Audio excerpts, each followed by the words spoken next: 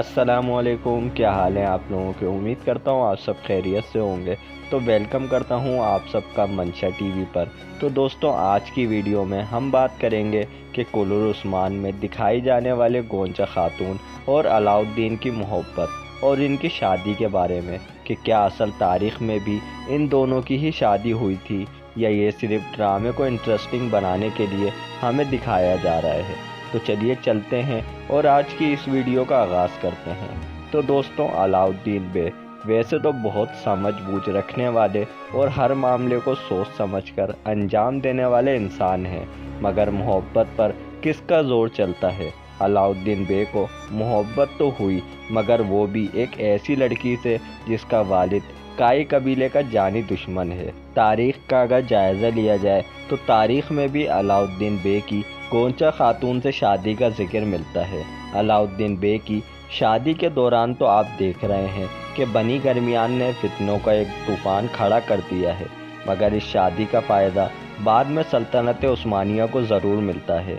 इस शादी का फ़ायदा ये होता है कि बनी गर्मियान और उस्मानियों के ताल्लुकात में थोड़ी बहुत बेहतरी आ जाती है, और जब अलाउद्दीन बे सल्तनत उस्मानिया के पहले वज़ीर आज़म बनते हैं तो बनी गर्मियान की तरफ से सल्तनत उस्मानिया को मदद भी मिलती है। याकूब बे जहाँ एक जालिम इंसान है, वहीं उनकी बेटी गोंचा खातून एक नेक दिल औरत होने के साथ बहुत माहिर जंगजू भी थी।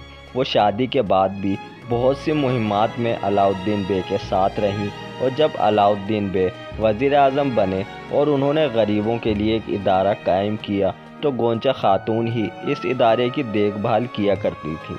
अलाउद्दीन बे ने यह साबित कर दिया कि अगर मोहब्बत सच्ची हो तो इसको मिलने से बड़ी रुकावट भी रोक नहीं सकती। अब अगर नज़र डालें कि जो हालात अलाउद्दीन बे के ख़िलाफ़ कुल्लू उस्मान में चल रहे हैं, वो इससे बाहर कैसे निकलेंगे।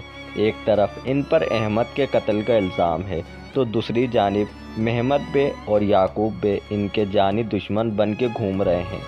तो दोस्तों, अलाउद्दीन बे और गोंचा खातून को बनी गर्मियान की तरफ से घेर लिया जाएगा, मगर गोंचा खातून सबके सामने ये बोल देंगी कि उन्होंने अपनी मर्ज़ी से अलाउद्दीन बे से शादी की है, तो फिर कोई जवाज़ ही पैदा नहीं होता कि इन्हें नुकसान पहुंचाया जाए, और उस्मान गाजी भी वहां मौजूद होंगे, जिसकी वजह से किसी की इतनी मजाल नहीं कि इनके सामने कोई इनके बेटे को नुकसान पहुंचाए।